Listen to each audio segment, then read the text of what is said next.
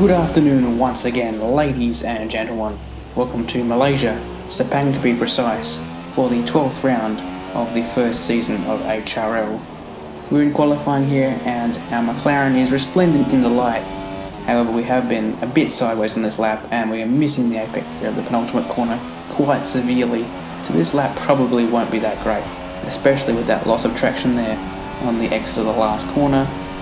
It's actually quite horrible. It's supposed to be in the 31s, definitely. I've done the 31.4. And on my second lap, still making errors. Turn 6 there, very wide from the apex.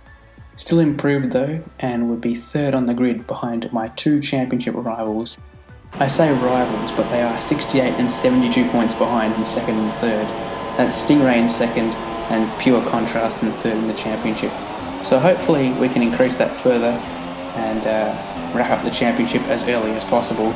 A little bit of lag there from Stingray, so that's not ideal, but look at this move. Between the two of them, Stingray braking far too early for his own good. Pure Contrast there on the left. We should have good traction out of this next corner though. He had his nose in front for a second. Well done, mate. Nice start. And the traction was enough to put us back into the lead. Stingray though, with a bit of lag, and he would come back past Contrast himself.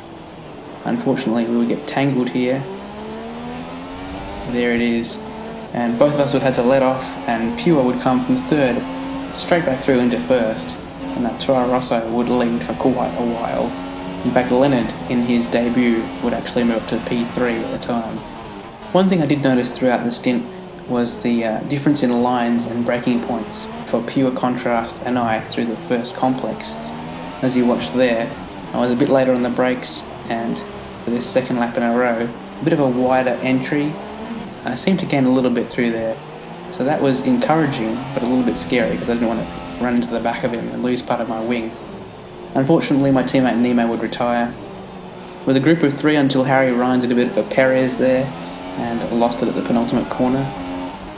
I was right behind Pure, a little bit faster I might say, although he possibly could have been pushing a bit harder if he needed to, but I just couldn't get past. He seemed to have a little bit less downforce.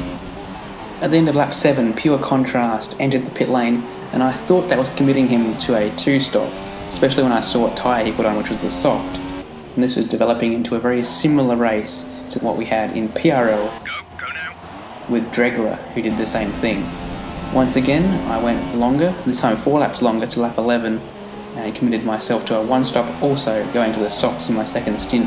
I would have to pass Harry Ryan, who undercut us, on a very similar strategy to Pure Contrast, bidding on lap 6 I believe, so he was definitely on the 2-stop. The DRS assisted us in a pass around the outside at turn 1, just enough. A little bit of contact apparently, although I didn't quite feel it. And that would be position 3. In the lead would be Sir LJB, by the way, who's yet to pit. We had the fastest lap on the way to catching up. You can see that Sir LJB has been overtaken by Pure. The Renault has been on those tyres since the start though, and he's really struggling at this point. I believe he pitted at the end of this lap, but I wasn't to know that. So I was on the attack. However, you can see my caution through here. I could have been a bit more aggressive, but I knew the pass would happen, at least in one of these two DRS zones. And it looks like the traction was enough already to get past here, or potentially on the next straight. Although, as you can see, he let us through, as he indeed intends to pit, and didn't really want to cause any collisions.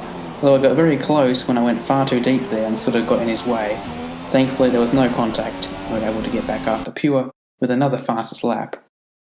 The gap would be closed down quite quickly, however, I can see a little bit of lag from him. We think there's a viable strategy change available to us. As you can see, I put my car into lean just to save the tyres and the fuel for a little bit. Stingray out of the race, so we'd definitely be gaining on him. And at this point I realised Contrast may not actually be pitting, so I thought may as well just try and get past just in case he isn't, intending on going into the pits once more. Green flag, we're racing again. Definitely a 1-stop race, so we'll see what happens. Around the outside he's going to commit to the inside. Good traction from the Toro Rosso despite being on the tighter line and having much worse conditioned tyres. Pit window is open. The pit window is open. We have the DRS though, and that's pulling us alongside and just in front. We should have the preferred line into turn 1. He goes wide, but just like lap 1 we'll be able to sweep around the outside at turn 2 and that should be job done. Indeed it was, and Pure, unfortunately for him, really had no answer with the tyre wear. He actually did a really fantastic job of making it to the end, very surprisingly, 21 laps on softs. That is no mean feat, and he would end up in P2 by the end. Harry Ryan was unlucky in that he couldn't quite close the gap to Pure Contrast for that P2, but it's got to be said, big hats off there to Pure for pulling off 21 laps on softs. I'm not sure I would have been able to do that. Either way, we come across the line to take our 4th victory in HRL, thereby taking the most wins in HRL history as well. We were equal prior to that with Stingray, and there we are, completing victory in each league at Malaysia. That's the first track I've done all season with victories in all my leagues. Quite happy with that, especially with Malaysia. One of my favourite tracks disappearing off the calendar after this game. Anyway, I've been Jacko. See you in Japan.